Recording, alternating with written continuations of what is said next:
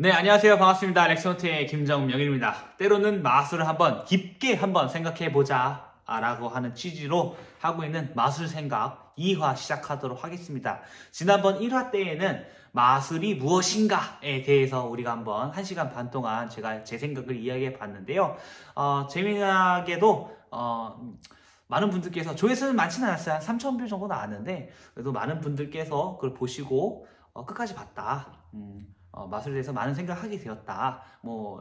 좋은 정보를 줘서 감사하다. 이런 말씀을 해주셔가지고 저도 굉장히 좋고 기분도 너무 좋았습니다. 그래서 이번 시간에도 또 재미난 주제를 가지고 제 생각을 얘기해 보도록 하겠습니다. 이번 문제는 조금 민감한 문제일 수도 있어요. 바로 오늘의 주제는 마술의 비밀 과연 지켜야 할 것인가?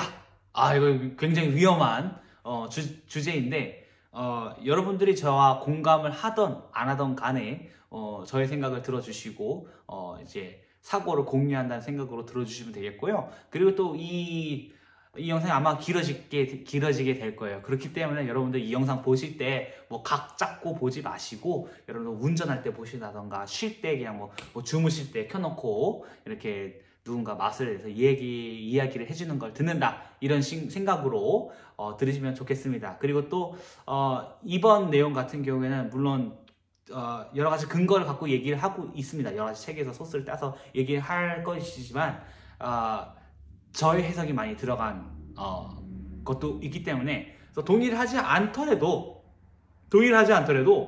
내 입을 막아서는 안 되잖아. 그러니까 한번 들어는 봐주세요. 자, 그럼 시작하도록 하겠습니다. 자, 근데 이제 마술의 비밀이라고 하면은 자, 보세요. 일단은 어떠한 맥락도 상관없어. 맥락 없이 그냥 밑도 끝도 없이 그냥 마술사한테 가서 마술의 비밀 이거 지켜야 돼요? 라고 물어보면은 다들 대부분 답변은 비슷할 거예요. 그럼요. 지켜야죠. 라고 대답하겠죠. 저도 그렇고요. 근데 정말 그럴까요? 그리고 또 역사적으로 그래 왔을까요? 를 한번 얘기해 보자고 합니다. 자, 우선은 이제 아주 간단한 것부터 시작해 볼게요. 역사적인 얘기는 자 천천히 풀어드리고 간단하게 우리가 이해할 수 있는 대로 얘기해 보도록 하겠습니다. 여러분들 마술 어디서 배웠습니까? 렉처노트 마술 배우기에서 배울 수도 있고 유튜브로 배울 수도 있고 다른 곳에서 배울 수도 있고 다양하게 배울 수 있겠죠?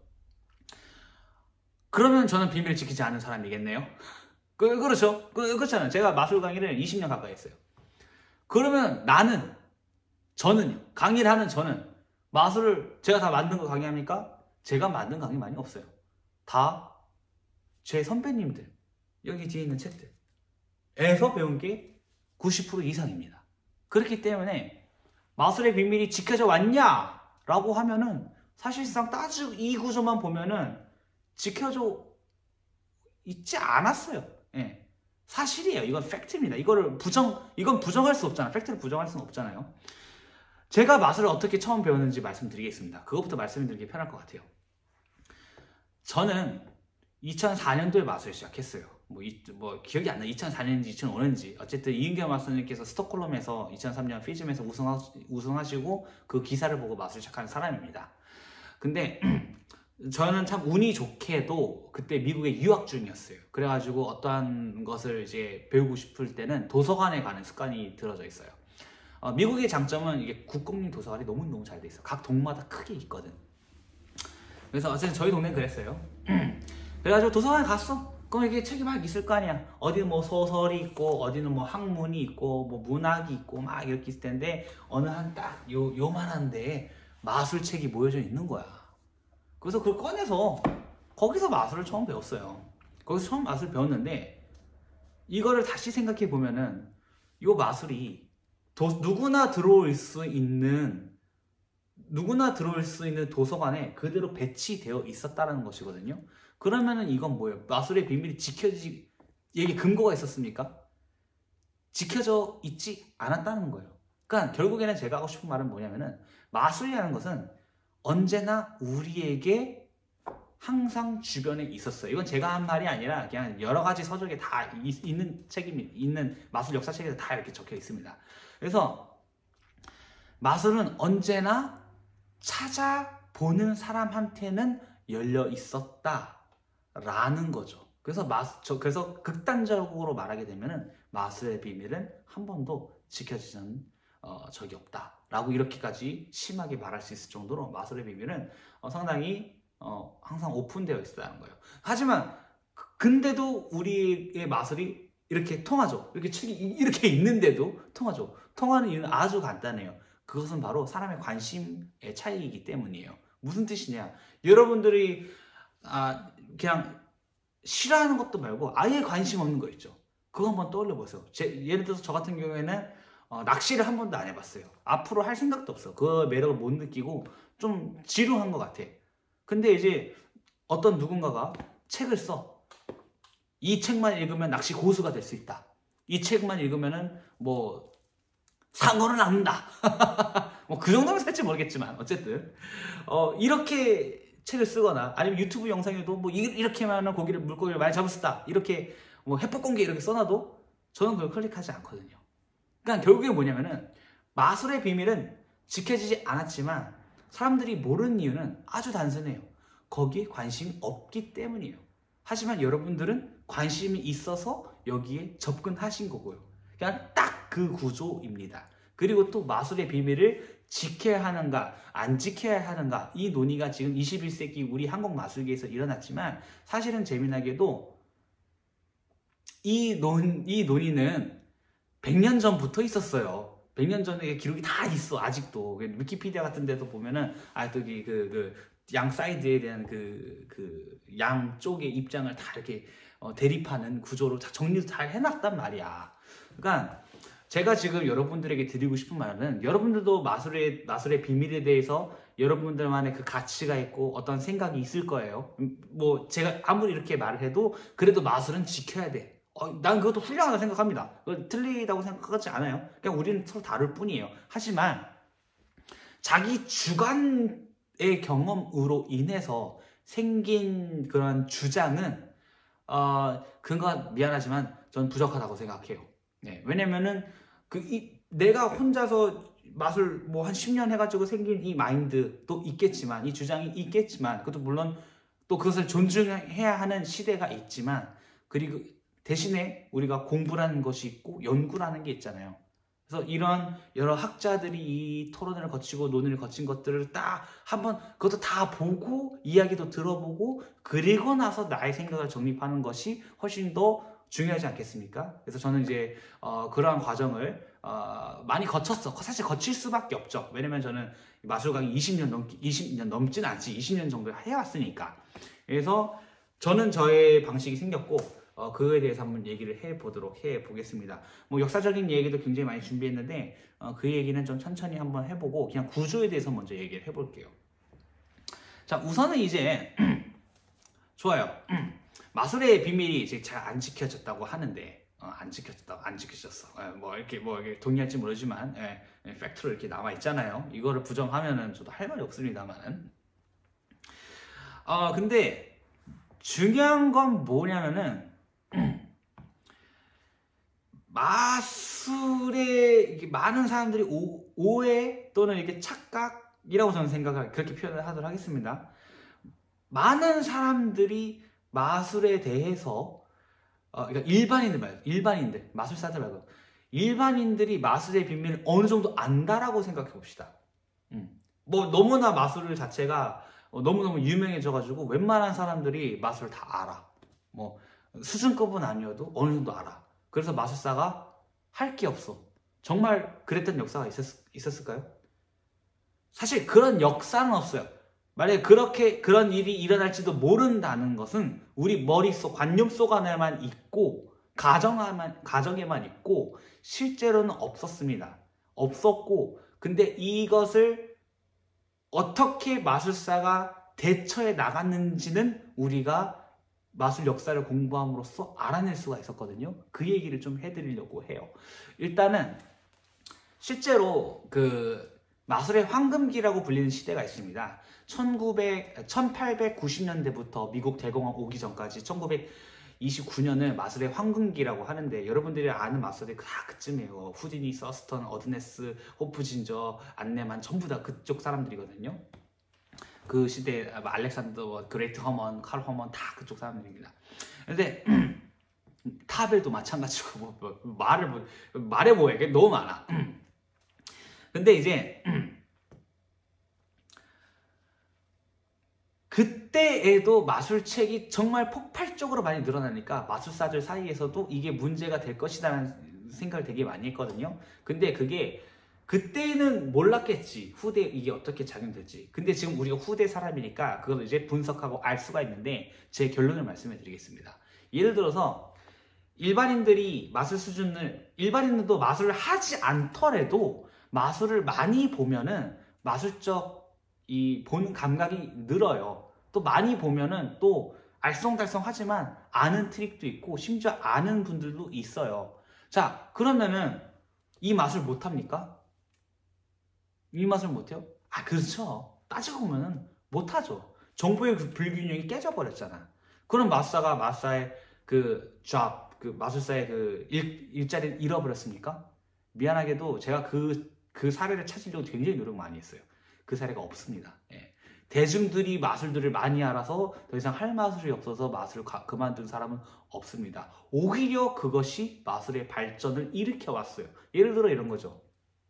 예를 들어서 대중들이 더블리프트 대중들이 더블리프트 2장을 한 번에 뒤집는 기술 있죠. 그걸 다 알아. 그러면 마술사는 어떻게 하는 줄 알아요? 아, 그래. 그러면은 이것도 알아봐 하면서 더 발전하는 계기가 되는 거예요. 그러니까 결국에는 마술의 수준은 항상 비대칭인 거예요.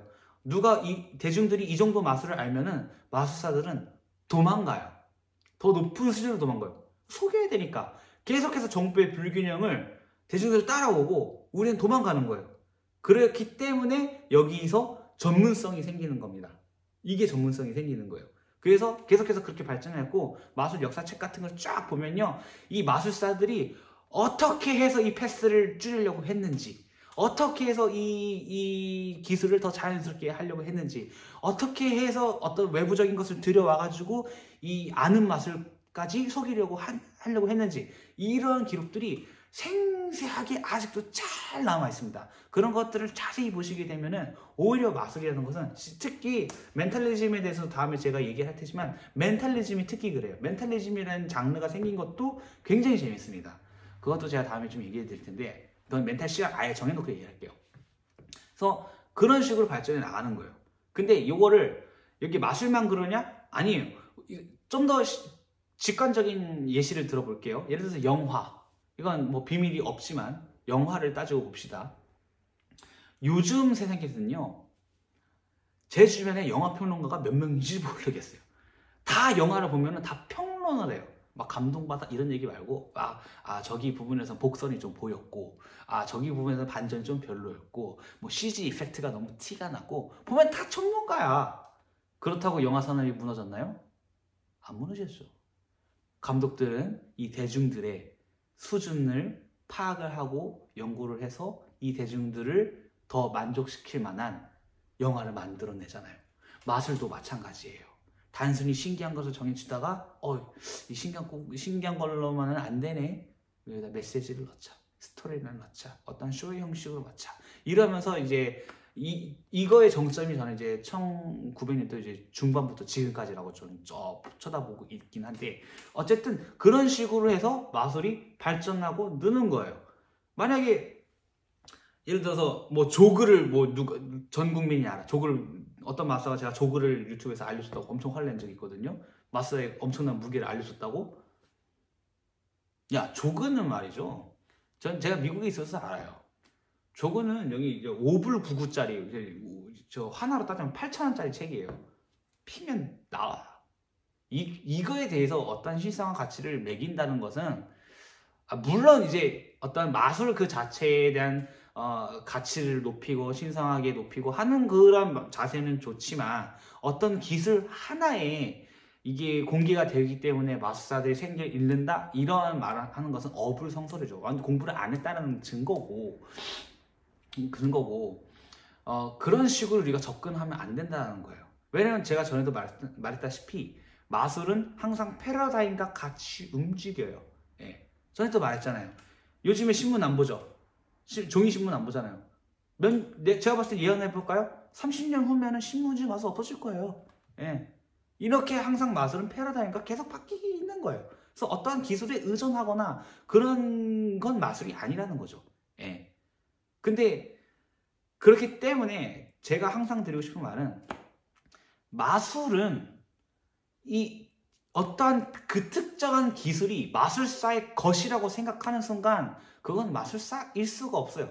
다레 피치키의 그 쇼맨십 더 매션의 챕터 3에 보면은 어떠한 기술에 대해서 어떤 해법에 대해서 그렇게 강조, 스트레스 하는 사람은 절대로 엔터테이너의 시각을 가지지 못한다라고 단호하게 설명합니다. 그리고 이거를 그 볼드체로, 두꺼운 채로 아주 강조하게 말을 하거든요.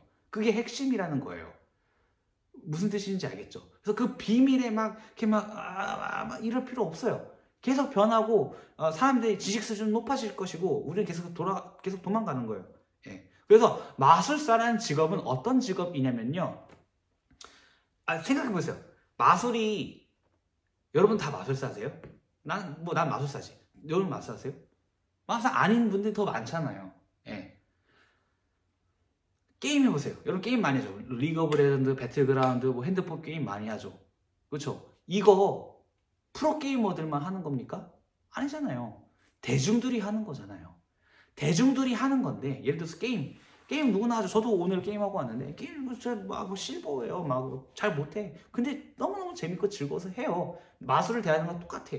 막 즐겁게 해. 막 즐겁게 해. 근데 프로게임은 어떤 사람들이요? 이 게임에 대해서 더 연구를 하고 더 잘하고 전문성을 가진 사람들이 프로게이머가 되는 거잖아요. 무슨 말인지 아시겠어요? 제가 하려는 말이? 마술도 마찬가지예요. 마술도 대중화가 돼야 돼요. 대중예술로서. 저 같은 경우에는 보세요. 마술이 대중에 들어있을 때 얼마나 이쁩니까? 제가 항상 들은 예지만 할아버지가 손주를 만났어. 귀여운 손주를 이쁘게 이쁜 손주를 놀래키려고 이게 동전 맛을 이렇게 아무것도 모르지만 이렇게 해가지고 이렇게 좀 없앴어. 이 손주가 웃는 모습을 보잖아. 그게 마술의 찐 역할 아닐까? 서로 간에 그런 아름다운 그 엔터테인을 즐거움을 주고받는 것? 그게 저는 마술의 본질이라고 생각해요. 이런 기술이 마술사에 국한되어 있고 너희가 그것을 알려줬기 때문에 너는 나쁜 마술사고 마술사의 일자리를 잃는다 이렇게 말해버리면은 그 사람은 굉장히 편협한 사람이고 공부를 안 했다는 증거고 그 다음에 그 사람이 가진 무기가 적다라는 것을 인정하는 것밖에 안 되는 거죠.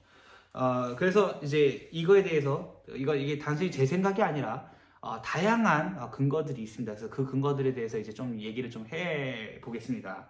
일단은 담배 중에 카멜이라는 담배가 있어요. 카멜이라는 담배가 있는데 지금도 있어요. 그 양담배인데 고급 담배예요. 지금은 뭐 그냥 편의점에서 파는데 그때 당시 양담배 고급 담배였는데 미국에서 1933년인가에 카멜이라는 담배를 사면은 그 카멜을 열어보면은 담배 가게에서 담배를 열어보면은 이제 제 담배가 있는데 카멜은 아니지만 열어보면은 담배만 있는 것이 아니라 마술의 해법이 적힌 작은 종이가 들어있었어요. 그래서 그거를 담배를 얼마나 많이 피냐, 남자들 많이 피잖아요. 보면은 거기에 마술 해법이 들어있었어요. 그러니까 카멜을 사면은 마술을 한 가지 배운다. 이게 어드버타이징이었어. 이게 광고였어요. 카멜이 했던 마케팅 전략이었어. 그래가지고 카멜을 피는 사람들은 그걸 읽어보겠죠. 뭐 버린 사람도 있겠지만 많이 팔리니까 읽는 사람이 많겠죠. 거기 있는 마술중이 사실은 이제 카멜이 마술 한두 개를 틀이 공개한 게 아니라 이제 여러 가지 틀을 공개했는데 그 중에서 대표적인 사례가 그 베니싱 버드 케이지라는 마술 해법을 공개한 적이 있어요. 이건 대중한테 한 거잖아. 대중한테 마술을 관심 없는 사람한테도 알려준 거잖아요. 그래가지고 공개를 했어요. 그래서 이 카멜이라는 담배를 사는 사람들은 베니싱 버드 케이지의 비밀을 알게 되어버렸죠.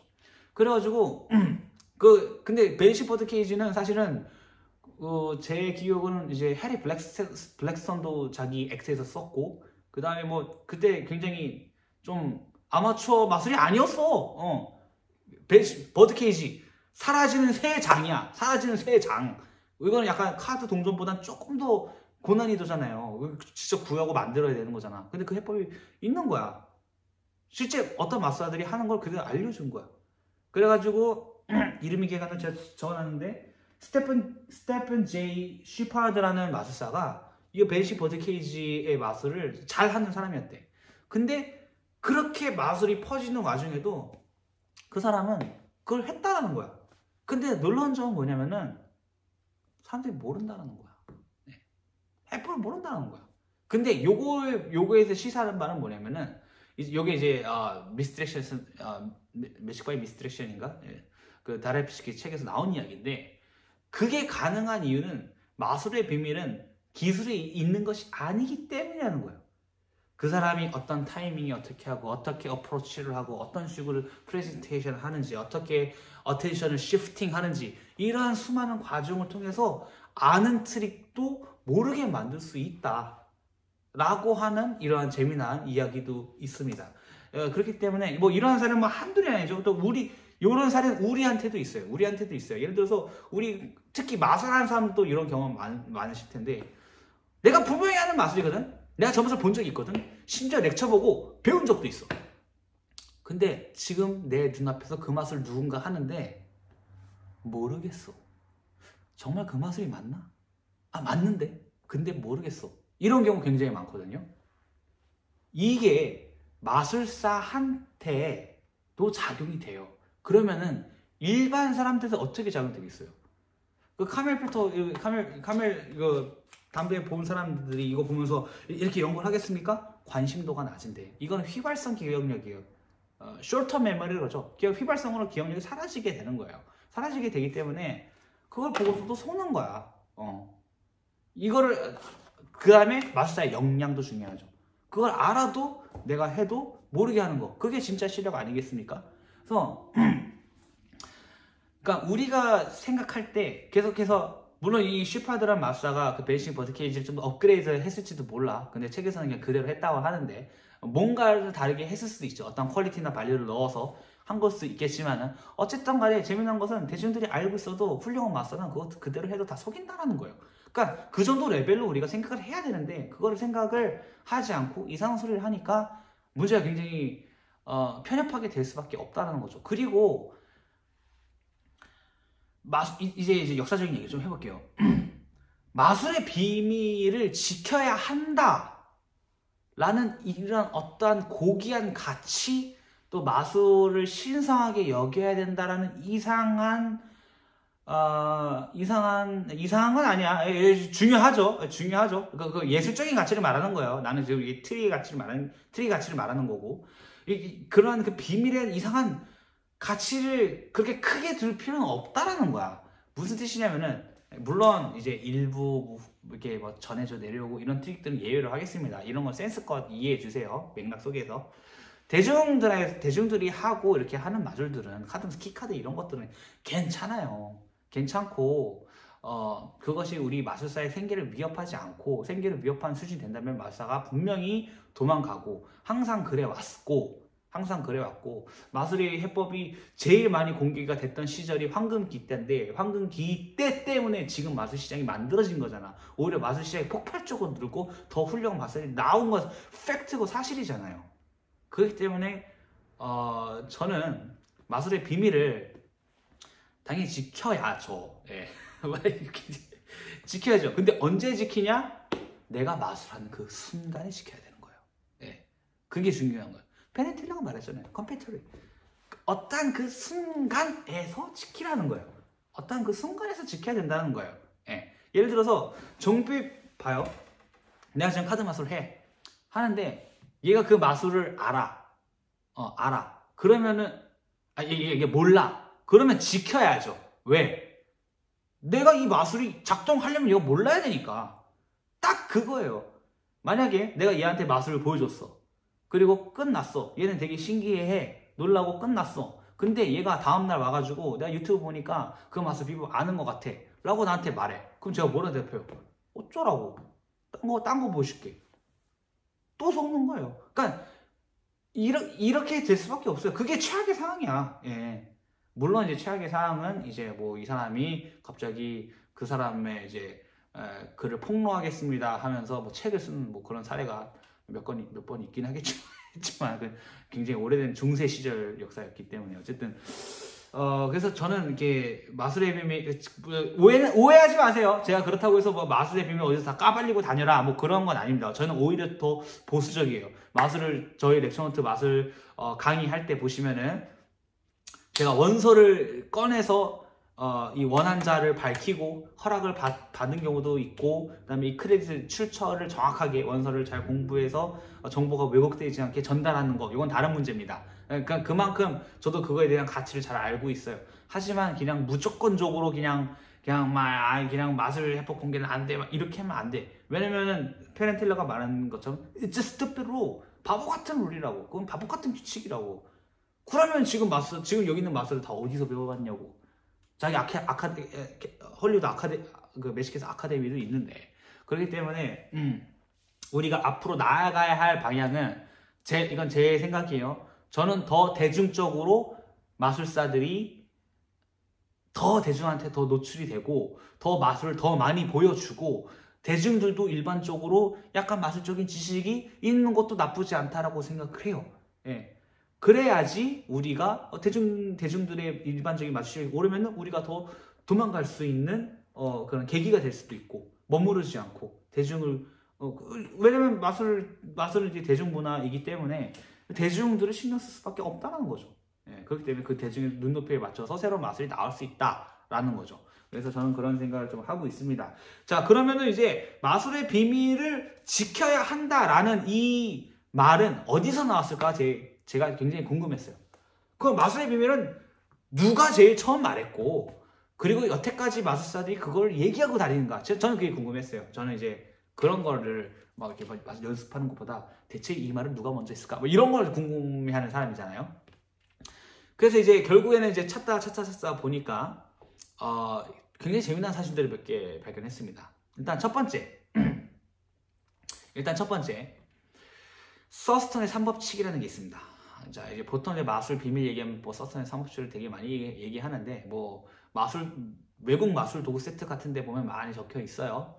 그게 이제 1930년대에 나온 이제 이름이 정확하게 기억이 안 나는데 서스톤스 매직 캔디 박스인가 하는 이제 그 사탕도 들어있고 마술도 알려주는 그런 게 패키지 그 상품이에요. 서스톤이 그때 당시에는 이제 거의 후디니급으로 아주 인기가 많았던 내셔널 스타였기 때문에, 국가적인 스타였기 때문에, 그래서 이제 그런 상품을 냈죠. 근데 이 상품은 마술사들을 위해서 출시한 게 아니라 일반 꼬맹이들한테, 사람들한테, 일반 대중한테 판매하는 상품이에요. 그게 마술을 알려준단 말이야. 근데 거기에 뭐라 적혀 있냐면은 이제 서스톤의 제 3법칙이 들어있죠. 첫 번째가 뭐예요? 마술을 설명하지 말라라고 적혀 있어요. 마술의 비밀을 알려주지 말라라고 해석할 수 있겠죠. 두 번째는 똑같은 마술을 2번 보여주지 말라. 그 다음에 뭐 결과를 미리 말하지 말라. 이게 서스톤의 제 3법칙이거든요. 아마 이게 맞을 겁니다. 아마 3번이 좀 틀렸나? 어쨌든 대체로 이건데 뭐 3법칙도 막 좀 달라. 요건데 그럴싸하죠. 굉장히 그럴싸하지 않겠습니까? 근데 마술 역사를 공부하는 제 입장으로서는 그게 이해가 안 되는 거야. 1930년대에 이게 처음으로 이게 마술의 비밀을 알려주지 말라고 했다고? 그건 말이 안 되잖아. 피네티만 가더라도 이미 마술을 많이 하고 있었으니까. 그래가지고 열심히 찾았어요.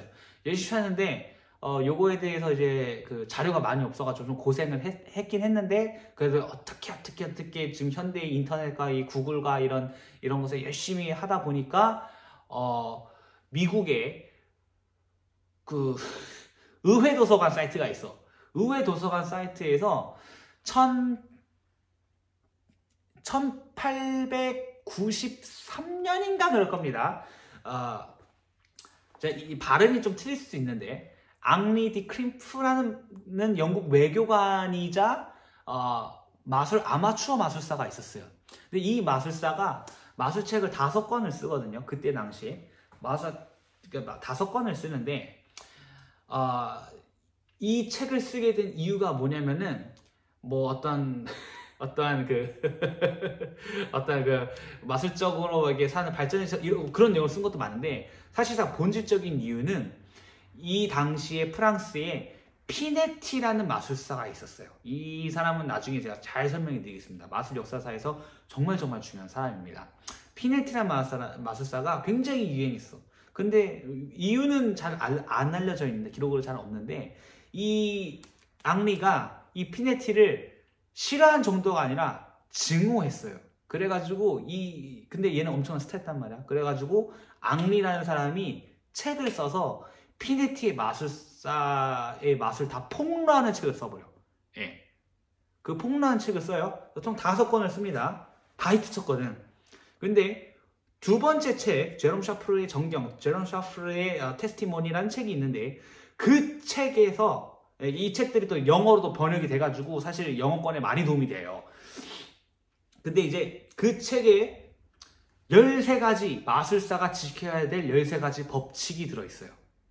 그래서 이거는 꽤 오래전 이야기잖아. 그래도 18세기니까 이건 한번 읽어볼 가치가 있다 해가지고 그 책을 의회 도서관에서 다운을 받아서 딱 봤는데 불어야. 불어. 프랑스어야. 그것도 오래된 불어야. 그래서 제가 번역하는데 그 13개 그 단락 패러그래프 번역하는데 한 달하고 일주일이 걸렸습니다. 예, 정말 힘들었고, 또 도와준 친구도 있고, 그다음에 이제 사비도 써가지고 전문 번역에서 맡기기도 했어요. 저는 그런 거 좋아하니까. 그래서 그 내용을 다 말씀드리기 좀 어렵고, 그 내용은 제가 나중에 또 이렇게 글로 올리게 하겠습니다. 배울 점이 참 많아요. 근데 재미난 건 제가 이 13가지 법칙을 찾는 이유가 뭐겠어요? 마술의 비밀을 지켜라라는 구절이 어디 있는가를 찾으려고 본 거 아니야. 최초로 누가 마술 지켜라라고 말했는가를 보려고 한 거 아니야. 놀랍게도 그 13가지 법칙에 마술의 비밀을 지켜라는 구절이 없습니다. 마술의 마술에 대한 법칙인데 13가지나 말하는데 그 중에서 마술의 비밀을 지켜라는 말이 없어요. 없어요. 예. 나는 거기서 멘붕이 크게 왔죠. 근데 재미나게도 서스턴은 요거에 영향을 받았어요. 왜냐면은 두 번째랑 세 번째 있는 법칙이 여기랑 똑같거든. 또 시기적으로 또 영어로 이제 번역이 잘 되고 그게 또 영어권에서 많이 판매가 된 책이 있기 때문에 영향을 받았다고 보고. 그래서 이제 혼란에 빠진 거지. 여기 내가 최초로 마술의 비밀을 지켜라는 사람을 내가 찾으려고 그랬는데 이거 못 찾고 있다. 그래가지고 좀 더 내려갔어. 중세까지 더 내려갔어. 중세 막 내려갔는데 그때 가면 이상한 법칙이 너무 많아. 그때는 마술이 아니라 주술의 법칙이야. 그래가지고 이건 좀 이상하다 해가지고 관뒀습니다. 거기 있는 법칙도 이상해요. 무슨 주문을 할 때는 어떻게 입어라 이런 거야. 그러니까 그 다음에 어쨌든 그런 거야. 그래가지고 이거 마녀사냥 제가 좀 이따 얘기해 드릴 텐데 그래서 재밌습니다. 예, 그래서 참 재밌는데 어쨌든 그래서 난 멘붕에 빠진 거지. 그러면 결국에는 이제 생각이 든 거지. 물론 이전에도 있을 것 같긴 한데 그 찾기가 이것도 너무 어렵게 찾아가지고 그 전도 좀 찾으면 제가 말씀드리겠는데 아직까지 못 찾았습니다만 또 열심히 찾으면 나올 거예요 아마도. 어쨌든 여기까지만 이제 자료를 보고 좀 생각을 했죠.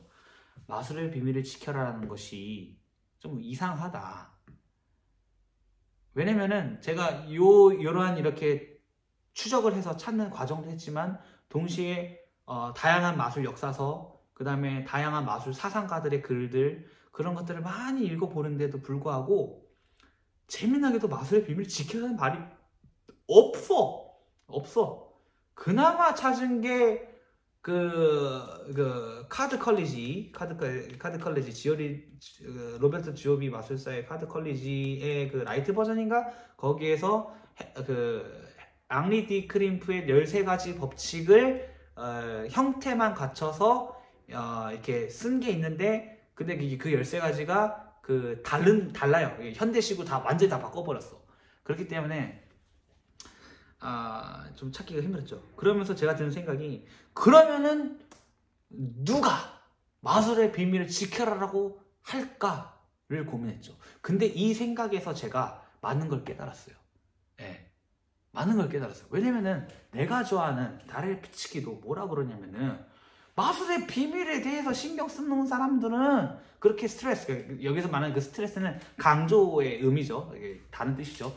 마술에 비해서 그렇게 강조하는 사람들은 절대로 엔터테이너의 시각을 못 가진다고 하면서 비밀에 대해서 그렇게 계속 부정해요. 계속 부정한다. 비밀에, 여기서 말하는 거는 너희들이 비밀에 대해서 신경 쓰지 말고 마술을 할 때는 네 관객에게 어떠한 임프레션, 어떠한 인상을 주는지에 신경을 써라. 아주 훌륭한 말이죠.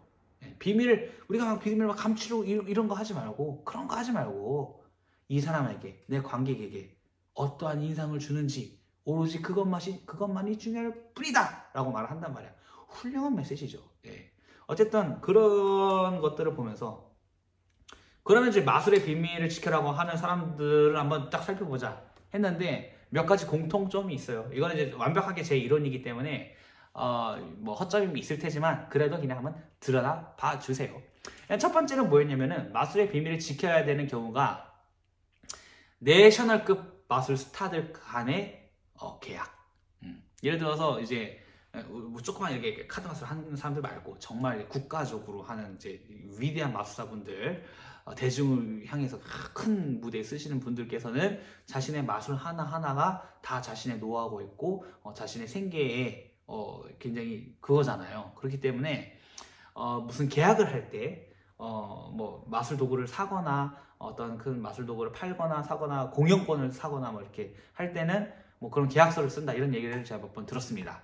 그래서 이게 거대한 마술사들끼리는 이 비밀 보존을 위해서 서로 이렇게 계약을 체결하는구나, 뭐 이게 뭐 그런 게 있다고 해요. 그런 게 있겠죠. 저도 얘기를 들었고. 그다음에 두 번째는 뭐냐면은, 재미나게 마술 도구.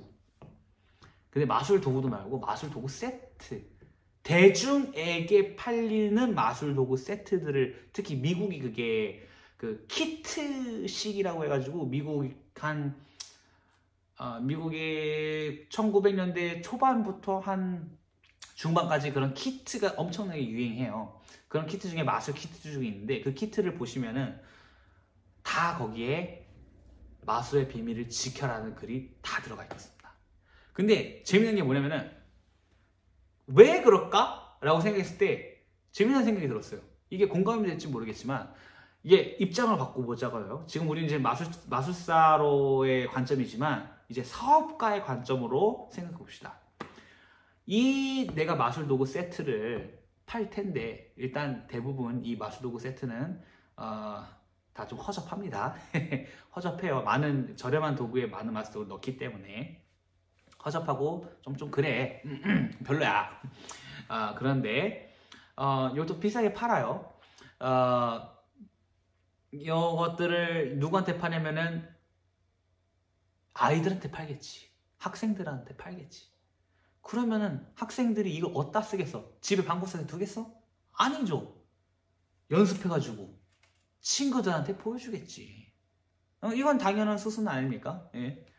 근데 만약에 이 친구가 요거를, 야, 나 이거 샀어. 김정명 마술 세트 샀어. 와, 이것도 들었고 이것도 들었고 막 마술 보여주고, 여기서 해법을 애들한테 공개하는 순간 나는 손님을 잃어요. 아시겠죠? 얘가 뭐 한 명이 마술 도구 한 번에 가가지고 다 까버리게 되면은 애들이 원래 마술 도구 같은 경우는 어떤 친구가 이렇게 딱 해가지고 놀라면은, 아빠 나도 저거 사줘, 이게 마케팅 전략인데, 얘가 딱 까버려가지고 마술의 그 신비함을 다 잃어버리게 만들면 이거 사겠냐고. 그렇기 때문에 마술 도구 키트에는 마술의 비밀을 반드시 지켜라, 설명하지 말라, 두 번 보여주지 말라, 이런 게 잘 많이 적혀 있어요. 이게 두 번째 사례입니다. 그 다음에 세 번째 사례는 뭐냐면은, 지금 우리도 지키고 있는 거예요. 새로운 마술이 등장했을 때, 그럼 요거는 지금 상업적으로 누군가가 생계를 이어나가고 있는 거기 때문에 요거에 대해서는 마술사들이 함구해 주죠. 요 마술에 대해서 지금 판매되고 있는 도구는, 그거는 절대로 함부로 말하지 않습니다. 예, 함부로 말하지 않습니다. 이거는 이제 도의적인 거죠. 그래서 요 몇 가지 더 있긴 한데, 요 세 가지만 딱 보더라도 요거 세 가지 공통점이 보이세요? 마술을 지켜야 되는 이유? 이게 적절한 표현일지 모르겠지만 어느 정도 자본이 있어요. 자본의 개입이 있다는 거야. 예. 이렇게 말하면 이제 굉장히 나쁘게 표현하는 걸 수도 있지만, 미안하지만 사실 아닙니까? 정말로 이 사람들이 도의적으로 마술에 대한 신의를 가지고 마술에 대한 사명을 가지고 정말 그런 계약을 할까요? 아니죠.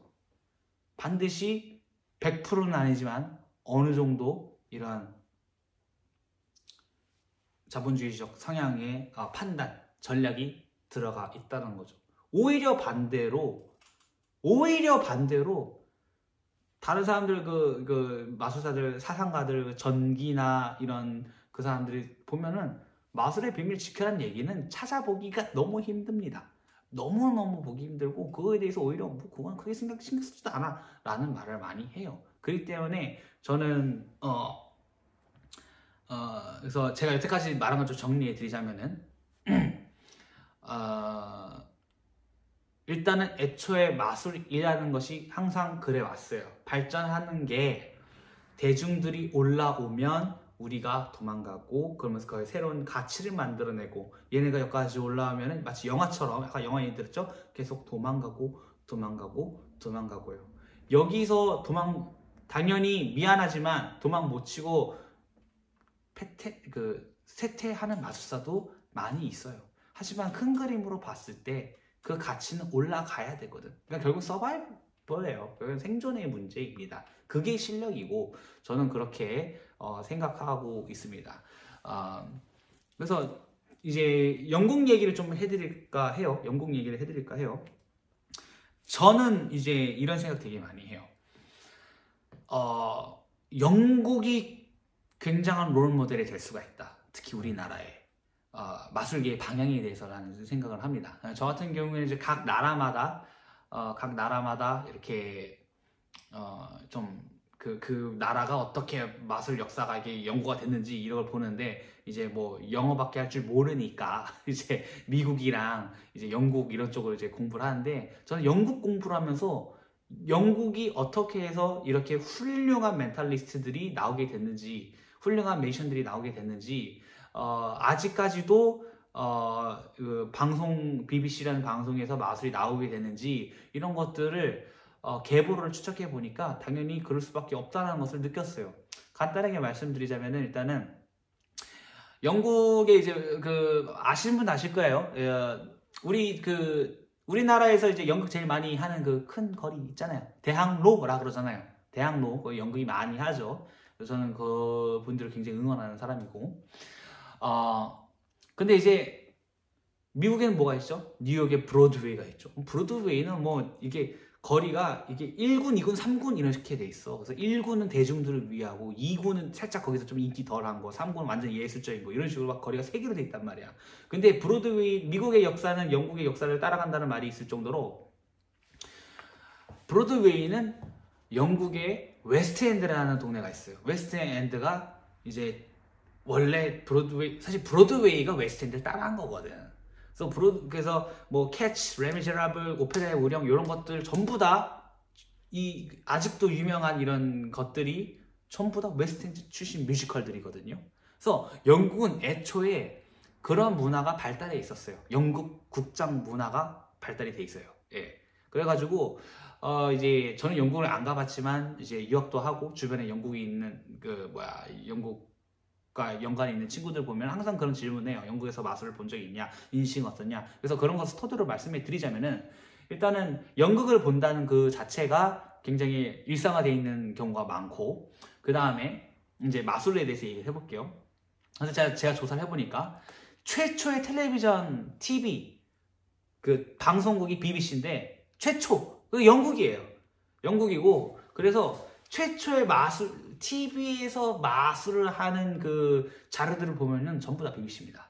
예, 전부 1940년대, 50년대 그때의 이름이 기억이 안 나네. 칸칸스타나 멘탈리스트죠. 그 다음에 피닝거인가요? 피닝거 부부가 있어요. 이 사람들도 멘탈리스트예요.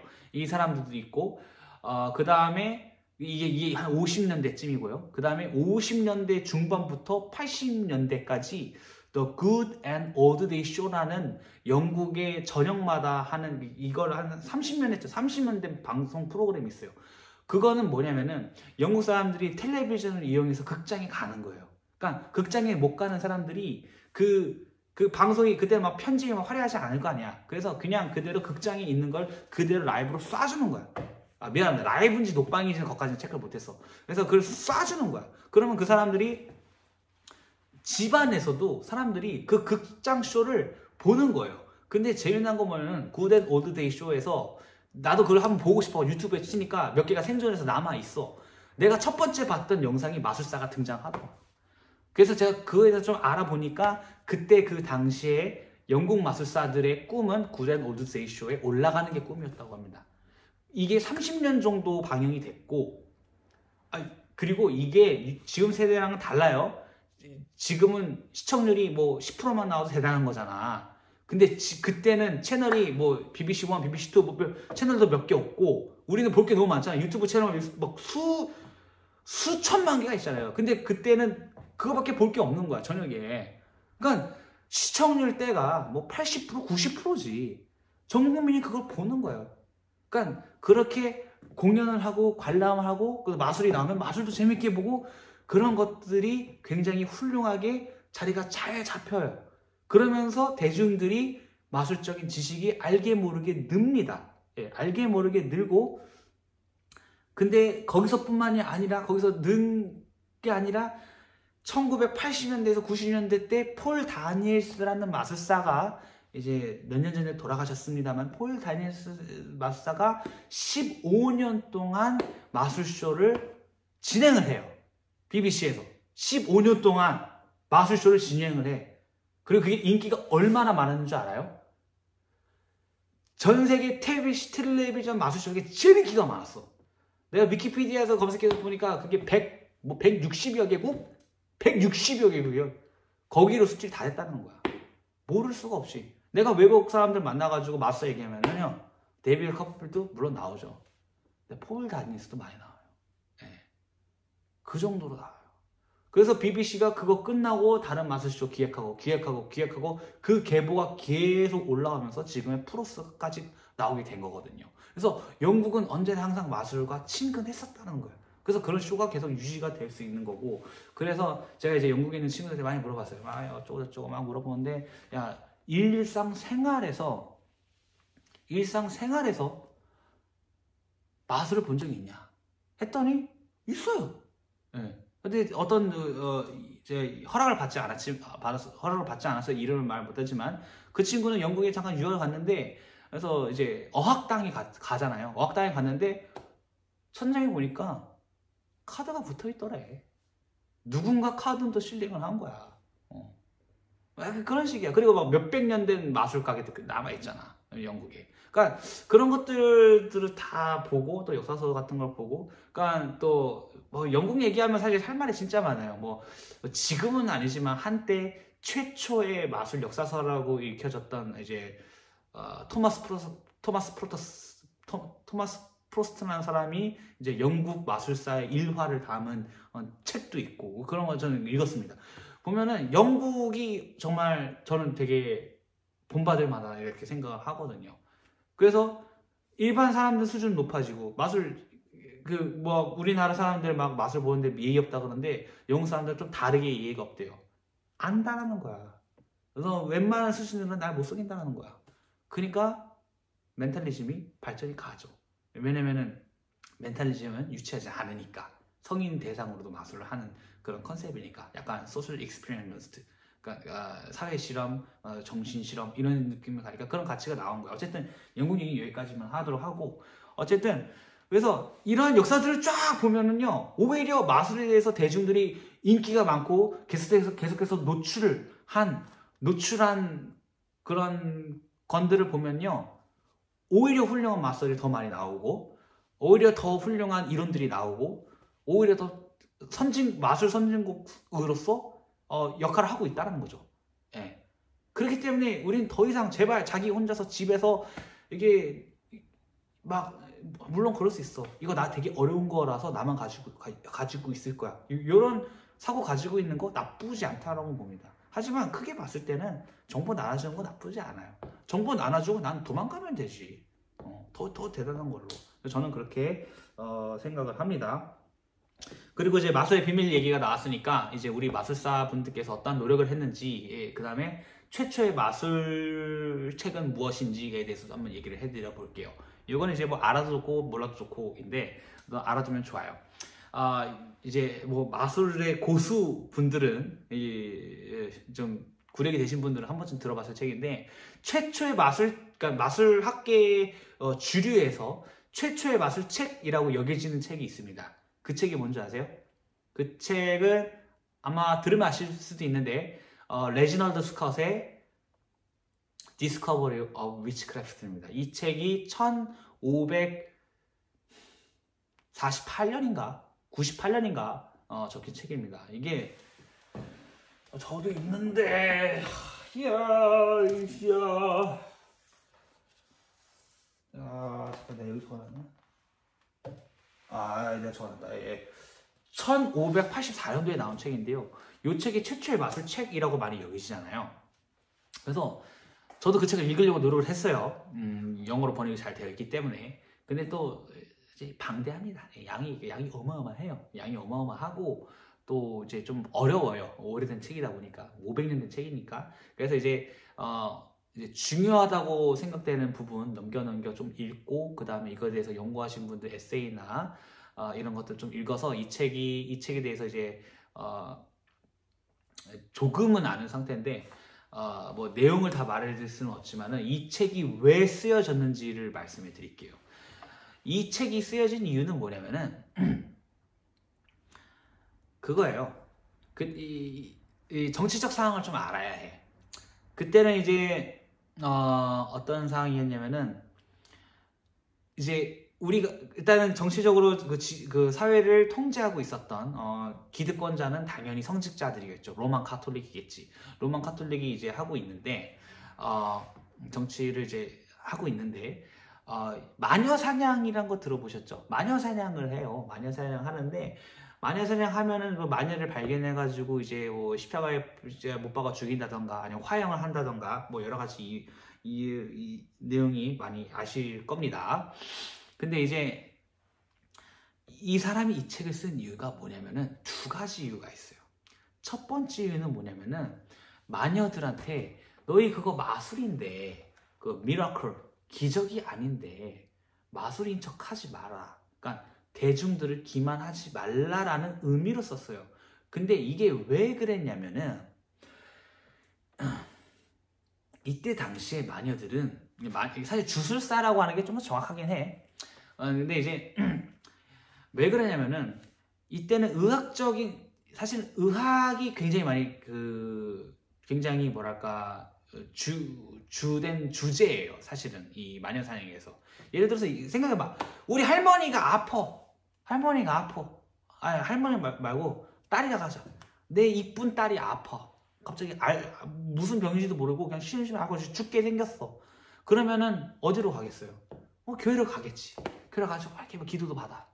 그러다가 의사한테 가. 뭐 그때 정식 의사가 있을 거 아닙니까? 의사가 가. 근데 그때는 이제 의학적 지식이 지금처럼 이제 현대적이지 않으니까 얘들 잘 못 거쳐. 그럼 어디 가요? 어디에 의존하겠어? 그럼 주술사한테 가는 거예요. 근데 이게 우리나라에서도 지금 현대에서 일어나요. 의학적으로 다 해결이 불가능하니까 무당 찾아가잖아. 그런 거 있잖아. 이때는 이게 만연했어요. 그래가지고 마녀들은 이게 주 수입원이지. 그래서 다 왔어? 왔어. 그럼 와봐. 뭐 어디가 아픈데? 뭐 이랬어? 그러면 이제 그때는 이제 신권이 강화된 종교적 세상이니까 악마가 깃들었다. 그러면서 뭐 이상한 마술 트릭을 해요. 근데 이제 이걸 기적이라고 속이고 하는 거지. 이렇게 해. 이렇게 막 해. 이렇게 막 하다가 해가지고 막 치료를 해. 뭐 낫는 경우도 있고 그냥 자연 치유겠지. 뭐 더 악해서 죽는 경우도 있어. 어쨌든 그런 식으로 대중들을 기만하면서 활동했던 게 그게 마녀야. 그게 우리가 생각하는 위치크래프트의 위치란 말이야. 근데 얘네들이 돈을 어마어마하게 많이 벌어요. 어마어마하게 많이 벌어요. 근데 사실은 처음에는 그 로만 카톨릭에서 얘네를 위협으로 안 받아들였어. 위협을 안 받아들였어요. 근데 나중에 언제쯤부터 박해지기 시작하냐면은 전쟁 많이 생기고, 그 다음에 돈 궁핍해지고 공포 정지할 때 마녀 사냥을 많이 합니다. 왜냐면은 이제 마녀 사냥 직전에는 마녀 사냥을 보통 이걸 이제 연수로 따질 수가 없어. 이게 천천히 생기고 천천히 사라진 거기 때문에 그래서 그냥 편하게 그냥 14세기부터 18세기까지라고 넓게 봐도 상관은 없어. 근데 이제 보통 한 15세기부터 17세기 정도로 이제 딱 이렇게 보는 게 정점인데 이때 마녀가 몇 명 죽었는 줄 알아요? 이때 마녀가 최소 20만 명에서 50만 명이 죽어요. 학살이지 이건. 학살이죠. 그래서 레지널드 스컷이 이 마녀들의 기법을 알고 나서 로만 카톨릭한테 말을 하는 거야. 여러분 그만 죽여요. 그만 죽여. 야 쟤네가 하는 거 다 트릭이에요. 다 마술이에요. 자 내 책 보세요. 디스커버리 위치크래프트. 저거 이렇게 하는 거 이렇게 한 거예요. 저거 이렇게 한 거 미라클 아니에요. 악마 힘 빌려서 한 거 아니야. 이렇게 한 거예요. 이렇게 한 거예요. 더 이상 이 사람들 죽이면 안 돼요. 이렇게 한 거야. 그래서 양쪽으로 공격을 하는 거예요. 너 마녀들, 사람들, 대중들 기만하지 마. 사람들 되게 불쌍하게 만들지 마. 그리고 너희들, 얘는 사실 뭐 나쁜 짓을 하긴 했는데 마녀라는 건 없어. 다 트릭이야. 이게 최초의 마술사절개라고 알려져 있는 겁니다. 근데 마녀 사냥은 멈추지 않죠. 왜 멈추지 않냐? 이것도 여러 가지 의견이 있지만 마녀 사냥을 하면은 그 재산을 몰수할 수가 있거든. 이 관례가 이제 그 한 1200년도쯤에 종교 재판 같은 게 생겨요. 이도교도 잡으려고 종교 재판 같은 걸 할 때 그때 규칙이 뭐냐면은 이도교들 재산을 몰수하는 거였어. 그게 관습이 내려와가지고 마녀들 재산을 몰수하는 거야. 예. 그래가지고 그 다음에 뭐 이건 제 생각인데 약간 정치적으로도 이용할 수 있지 않을까요? 예. 정치적으로 약간 제가 너무 좀 깝친다, 제 마음에 안 드는 사람이다, 뭐 제가 뭐 그 돈으로 뭐 이게 다 우리 적국에서 태어난 출생이다, 그러면 약간 그럴 수도 있지 않을까, 뭐 그런 생각도 해봐요. 그렇게 된 거란 말이야. 그래서 요게 최초의 마술책인 거야. 그냥 요게 최초의 마술책이면은 훌륭하잖아. 예. 멋있잖아요. 물론 바로 금소로 돼가지고 이제 이 책으로 인해서 마녀 사냥이 멈추진 않았습니다만 어쨌든 되게 고귀한 뜻을 갖고 쓴 책이잖아요. 되게 훌륭한 책이죠. 근데 이제 마술학 부류에서는 이게 최초의 책이라고 여기지만 저는 사실 이걸 최초의 마술책이라고 여기진 않습니다. 예, 이제부터는 이게 TMI인데 그 2세기 200년대에 히폴리투스라는 이제 신학자가 있었어요. 신학자가 있었는데 이 사람 별명이 뭐 위키피디아나 구글 검색해보면 많이 나오는데 이 사람 별명이 이제 2단 처단자야. 2단 처단자, 이도교 처단자야. 그래서 이제 카톨릭 안 믿으면은, 기독교를 성경을 안 믿으면은 너희는 다 2단이다 이렇게 하는 사람인데, 어쨌든 이게 종교적인 막 개종을 시키려고 막 서로 싸울 거 아니에요. 자기 우상 숭배하라고. 그게 또 하나의 비즈니스가 될 수 있으니까. 그래가지고 근데 동서양 고금 다 막론해가지고 그 종교를 개종하거나 어떤 사람을 이렇게 끌어들일 때는 현대에는 적용이 안 되는 게 하나 있어요. 기적으로 사람들을 많이 데려와요. 미러클로 많이 데려와. 그래가지고 이게 딱 카톨릭 신자 딱 이러고 있는데 갑자기 어떤 사람이 딱 등장해가지고 이도교 이제 종파 교주가 딱 와가지고, 야, 내가 믿는 신을 믿어라. 내가 믿는 신을 믿어. 잘 봐. 나 불구덩이에 뛰어든다. 불구덩이에 막 뛰어들어. 근데 멀쩡해. 그 다음에 뭐 뜨거운 물에 팔 집어넣어. 멀쩡해. 이게 신이 나를 보호한다는 증거다. 이런 거 보여주면 사람들이 확 가가지고 이제 그쪽 종파로 막 간단 말이야. 그래서 히폴리투스가 굉장히 어떡하지 하면서 이 사람이 이제 굉장히 엘리트이기 때문에 이제 그런 것을 보고 트릭을 밝혀내는 책이 있어요. 근데 그 책은 온전히 남아있진 않아요. 온전히 남아있진 않고 파편으로 남아있기 때문에 그냥 히폴리투스 검색하셔가지고 그냥 이렇게 여기저기 퍼져있는 거 이제 비슷한 말들에서 이렇게 볼 수가 있는데, 이 사람이 뭐를 폭로했냐면은 여러 가지 폭로했는데 그 중에서 기억 남고 좀 제일 구체적으로 폭로 내용이 적힌 게 뭐냐면은 뜨거운 물에 손 넣는 그 트릭을 이제 간파를 했어. 어떻게 했냐면은 일단은 요것도 이제 사실 뜨거운 물에 이게 그 손 넣는 것도 해법이 여러 가지가 있어요. 해법이 여러 가지가 있는데 처음에는 이제 식초를 깔아라. 그러니까 뜨거운 물 위에 식초를 깔면은 식초가 이제 물 위에 코팅이 되지 않겠습니까? 하나의 막이 생기죠. 그리고 손을 넣으면은 식초는 이제 손에 이게 막을 생성해 주기 때문에 팔팔 끓어도 한 60도, 70도 정도밖에 뭐 이렇게 안 뜨겁기 때문에 멀쩡하다 보여줄 수 있다 이런 게 있고. 근데 이제 히폴리투스가 이거는 이제 그 청나라 시절 자료에서 본 거였어요. 근데 저 같은 경우는 이건 좀 위험한 것 같아요.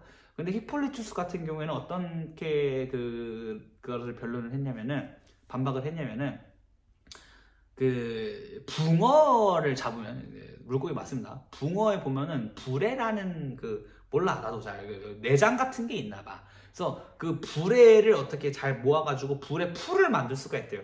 근데 그게 성분이 젤라틴인 거야. 그러니까 젤리 같은 거지. 그래가지고 그 젤라틴을 손에다가 코팅을 해. 코팅을 잘 해. 그리고 손을 넣는다라는 거죠. 그래서 그런 식으로 히폴리투스가 이제 이단들의 그런 미라클을 트릭으로 폭로를 한 그런 기록이 있습니다.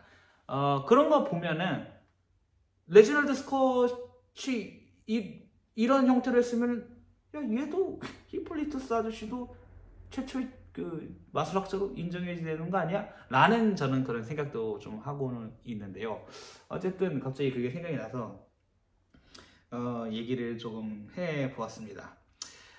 그 다음에 제가 또 할 얘기가 저기 조금 적어놓은 또 뭐 있나? 예, 거의 다 말을 한 것 같네요. 네. 그래서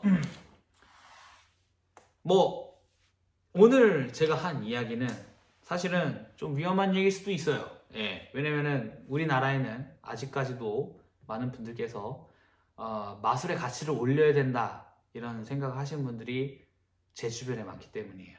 야, 마술의 가치가 너무 떨어졌어. 개나소나 마술해. 뭐 이렇게 나한테 상담을 와. 근데 나는 그거에 대해서 반대하잖아. 근데 나는 이제 성격이 반박하는 스타일이 아니기 때문에 그냥 그렇군요. 그래도 형님 이렇게 좀 이렇게 이렇게 좀 이렇게 많은 신규 유입이 많아야지 마술계가 나중에 미래가 밝지 않을까요? 오히려 대중화를 시키는 게 좋지 않을까요? 저는 그렇게 생각해요. 이런 말을 또 한 적도 있습니다. 그렇기 때문에 여러분들이 뭐 어떻게 생각할지 모르겠지만 뭐 반론이 있으시면 반론을 달아주셔도 저는 괜찮아요. 제가 걱정하지 마십시오. 저 재반박하지 않습니다. 재반박하지 않아요. 그냥 여러분들의 생각이 그렇구나 라고 그냥 여기고 말 것입니다. 어쨌든 모르겠어요. 사실 저도 말하면서 몰라요. 저도 몰라요. 뭘 모르냐면은 이렇게 강하게 주장하지만 미래에는 또 이름 모르는 거지 않습니까? 책이랑 유튜브는 다른 거잖아요. 그렇죠? 그러니까 유튜브가 얼마나 더 파급력이 있어서 정말로 역사상 우리가 경험하지 못했던 모든 이가 마술을 아는 그런 시대가 도래할지는 뭐 현실적으로는 불가능하다 생각하지만 또 내 예상을 뒤집을 수도 있는 거 아닙니까? 그렇기 때문에 그렇기 때문에 뭐 몰라요. 그래서 이제 저의 생각을 한번 이렇게 마술의 비밀에 대해서 정리를 해서 좀 말씀해 드려 봤고요. 이런 내용이 되게 재밌으시다면은 구글에 검색 많이 해보세요. 예, 구글에 많이 나와 있어요. 뭐 이러한 내용 같은 경우에는 사실은 이제 물론 이제 제가 오늘 얘기했던 것 중에서 히폴리투스 이야기, 뭐 그 다음에 이제 뭐 피네티 앙리 이야기, 뭐 저 버드케이지 이야기, 여기까지가 이제 책에서 나온 거고 나머지 정보는 이제 인터넷에서 얻은 자료거든요. 그렇기 때문에 인터넷으로도 충분히 이거에 대해서 논의가 되고 있는 부분들을 여러분들이 쉽게 발견할 수 있으니까, 물론 영어겠지만 그래도 뭐 한 번쯤 영어 되신 분들은 좀 보면서 자기 생각을 굳히는 것도 자기만의 생각을 개진하는 것도 나쁘지 않다라고 저는 생각을 합니다. 그래서 여러분들, 그래서 저는 그러면은 비밀을 어떻게 공개해야 하는가에 대해서 저의 생각을 말씀해 드릴게요. 물론 이건 제가 지난번에 말씀해 드린 적이 있긴 한데요. 그래도 그건 이제 영상을 이제 비공개로 내려놨으니까 아주 간단하게 말씀을 드릴게요. 일단은 마술을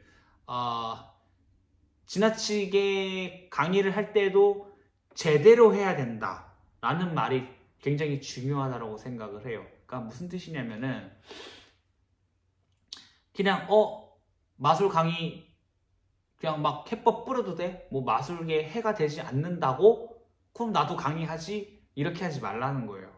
그러니까 충분히 생각을 하고 그 다음에 내가 지금 강의할 마술이 어떠한 마술사가 만들어 놓고 어떠한 마술사가 더 변형을 시켰고 어떠한 역사를 가지고 있고 이런 것들 다 연구하시고 강의하는 것이 아주 올바른 방법이라고 생각하고, 왜냐면은 그렇게 하지 않으면은 많은 실수를 하실 거예요. 이미 예를 들어서 여러분들께서 어떤 마술을 뭐 유튜브에 뭐 강의를 하겠다 해서 강의를 올렸는데 그게 만약에 다른 마술사가 판매하고 있는 마술이면 어떡해? 그러면은 그거는 상도가 아니잖아요. 예, 상도뿐만 아니라 인간적으로 그건 잘못된 거잖아요. 그러니까 그런 것들도 굉장히 위험하기 때문에 그런 것들을 잘 리서치, 조사, 그 다음에 허락을 받아야 되는 것은 반드시 허락받기 쉬워요. 요즘은 이메일이나 페이스북에 그분들도 이제 핸드폰이 있기 때문에 여러분들 연락 잘 받아줍니다. 그렇게 하면 되고, 또 제가 이렇게 조언을 했을 때 많은 분들께서 정명님은 이 정도 책이 있으니까 가능한데 저는 책이 없습니다. 영어도 못하고요. 어떻게 해요? 라고 말씀하시는데 제가 말씀드릴게요. 저도 책 한 권으로 시작했습니다. 저도 책 한 권으로 시작했고 10년 모아서 이렇게 된 거예요. 예, 10년 모아서 이 정도 제가 레퍼런스를 얻을 수가 있는 겁니다. 그러니까 천천히 하나씩 정진해서 나아가다 보면은 김정명은 별게 아니었다라고 하는 생각까지 도달하실 수 있을 것 같고 그렇게 생각할 수 있습니다. 제발 유튜브에 이미 알려진 마술이라고, 어차피 알려진 거니까 나도 알려줘야지 라고 하는 생각 되게 많이 해요. 왜냐면 그런 분들 굉장히 많은 걸로 알고 있어요. 그런 이메일만 4번 받았습니다. 저한테 강의 유튜브를 하고 싶은데 이렇게도 됐나요? 저렇게도 많이 물어보는데, 그럴 때마다 참 안타까운 건 뭐냐면은 이미 답을 정해 놓으셨어요. 이미 나는 마술 강의를 할 거고 이러면 되지 않느냐. 근데 나한테 물어보는 게 문제지. 저는 그러면 안 된다라고 생각합니다. 예, 제가 이제 번역 일도 가끔 하는데, 번역할 때 가장 중요한 것이 뭐냐면은 번역하는 사람들끼리 이제 명언이 하나 있어요. 번역가는 유리창이라고. 예, 뚫고 보는 거예요. 그래서 번역할 때 초월 번역을 하면 안 되죠. 그 번역가는 저자가 아니니까 저자의 의도대로 잘 옮겨 적어야 되죠. 그러니까 그런 마술도 마찬가지예요. 그 사람의 마술을 망치지 않는 선에서 잘 강의를 해야 된다라는 그런 말도 좀 드리고 싶기 때문에 반드시 좀 어려운 얘기죠. 미안해요. 그래서 원서를 읽고 강의를 하는 것이 굉장히 중요하고, 그리고 어차피 유튜브에 막 흐트러져 있는데 뭐 그냥 해도 되지 않느냐, 이 논리는 바닥에 똥 뿌려져 있다고 그 똥들 이쁘게 포장하는 거와 다를 게 없습니다. 그렇기 때문에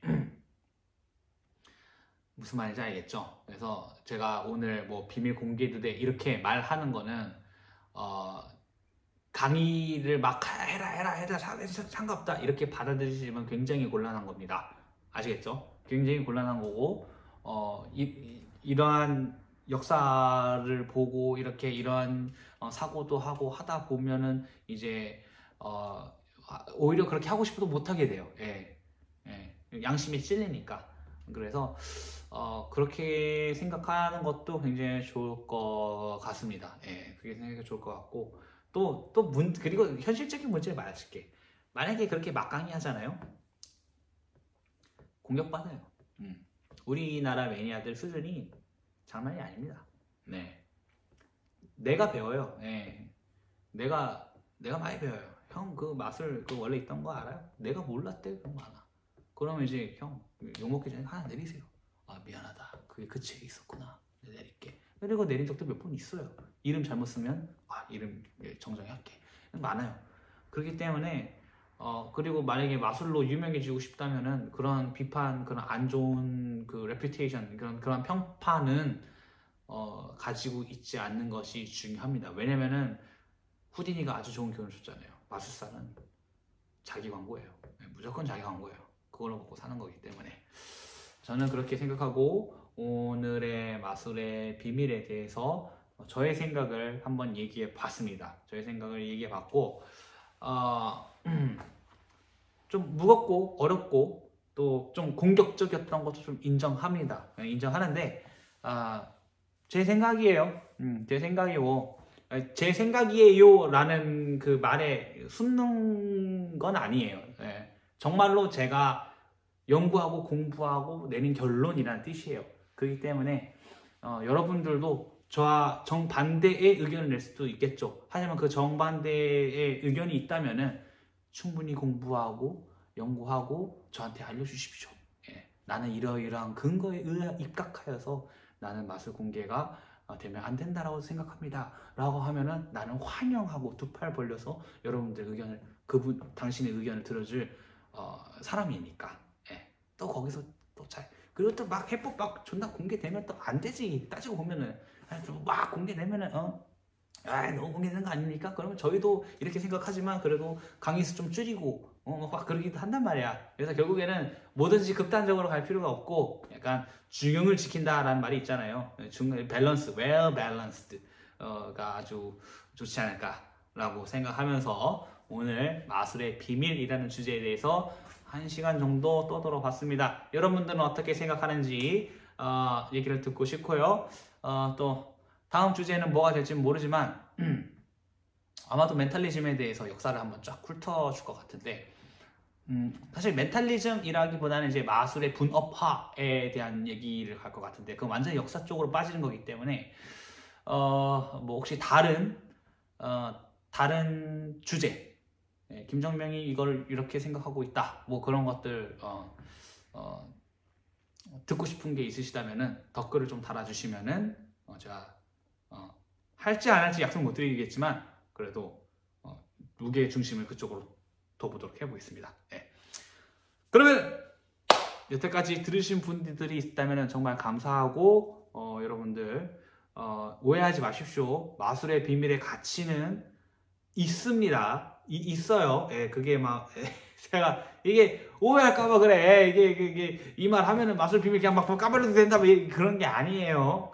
그런 게 아니에요. 전체적인 역사의 흐름으로 보았을 때 마술은 비밀은 적이 없고 그 다음에 대중문화로서 자리 잡았을 때 오히려 더 발전이 된다 이 말을 하는 거지 그냥 야 이거 예법이야 말게 이렇게 하라는 얘기 절대 아닙니다. 오해하지 마시기 바랍니다. 오히려 올바르게 정확하게 확실하게 강의를 하는 게 중요하다 라고 말씀드리면서 이 영상 이게 불편한 마음으로 어떻게 그렇게 해석하는 분이 있을까봐 이게 구구절절 하면서 영상 마치도록 하겠습니다. 감사합니다. 레스토랑의 김정민이었습니다. 다음 마술 생각은 언제 올지 모르겠어요. 내가 봤을 때는 한 3주에 한 번, 한 달에 한 번 정도로 이렇게 잡고 있는데 마술 생각 다음 주제 뭐 달아볼 거 있으면 댓글에 남겨주세요. 감사합니다.